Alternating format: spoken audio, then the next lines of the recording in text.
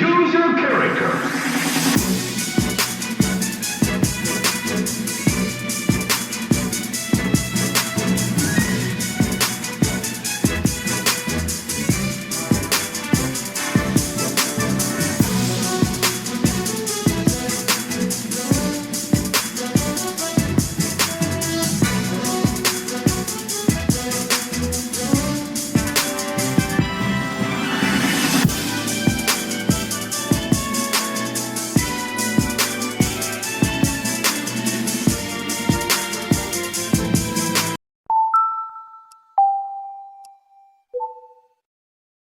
Hi everyone, we're Team B3 and we're excited to share what we've learned this semester about creativity and innovation and how it can help founders like you become more creative, more confident, and more effective in bringing ideas to life. To introduce ourselves, I'm Eli. I'm Andrew. I'm Kyle. I'm Drew. I'm Gavin, and together we've spent the entire last semester learning how great ideas can move from a spark to something real, something practical, and something valuable. Before we jump into our main content, here's a quick agenda for today's video. First, we'll give you a simple overview of the innovation process that we use in class.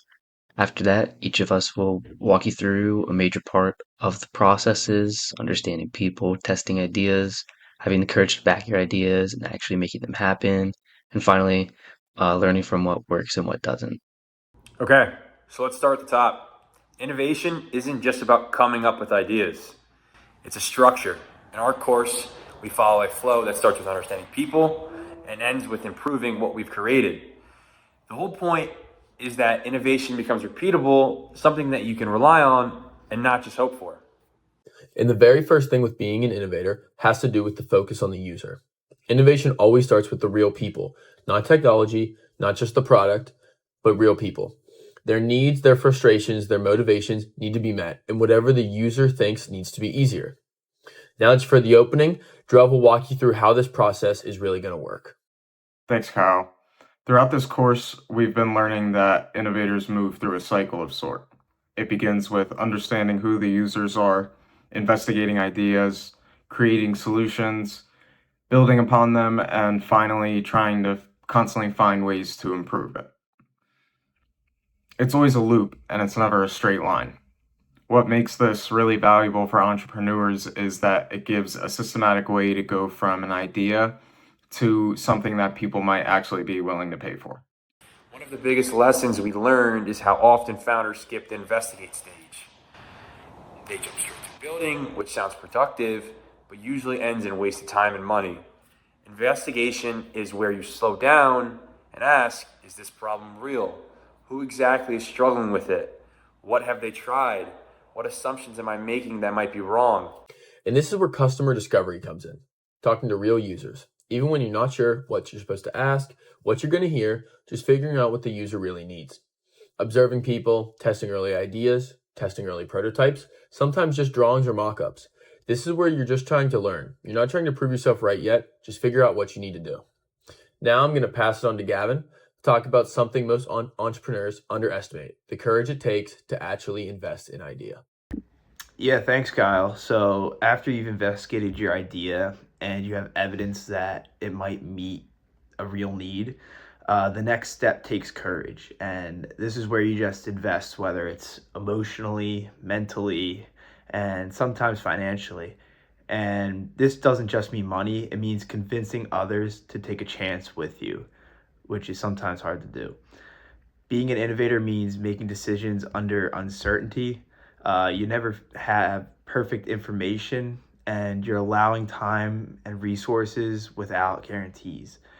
What really matters here is being able to tell a compelling story about why your ideas matter, who it's helping, and why now is the right time.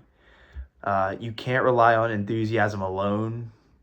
You just need a realistic plan that shows you've thought through the risks that are going to be there. And once you get people behind you, the next step is implementation. This is where most ideas fail, not because they're bad ideas, but because execution is incredibly hard. Buyers are cautious, competitors push back, plans fall apart, and you hit what we learned is called the wall of disappointment, where what you imagine doesn't match reality. To get past that wall, you need grit. Implementers are the doers, the people who follow through, manage timing, build partnerships, and solve problems in real time. They know that no plan survives the first bullet, so they expect to adjust and adapt as they go. One of our favorite labs we did in this class was an art auction. This lab was about being an igniter, someone who sparks creativity and develops new ideas. And we were tasked with coming up with drawings and convincing people to bid on the drawings in a silent auction. So all the proceeds went to Penn State Thon, which helped us convince people to bid.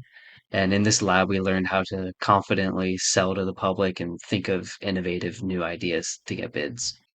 One of the most important lessons about innovation that we covered in class was the idea that it doesn't end even after you launch something.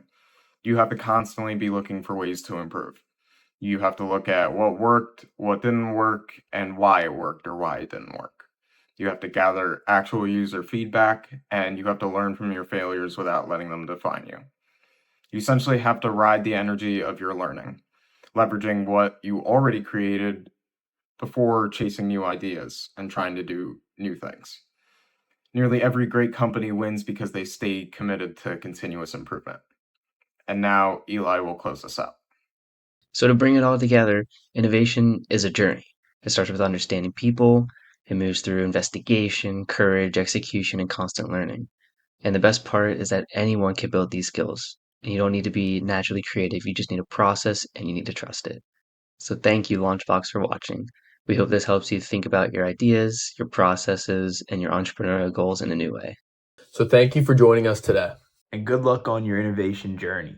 From Team B3, we appreciate your time. And we can't wait to see what you build next.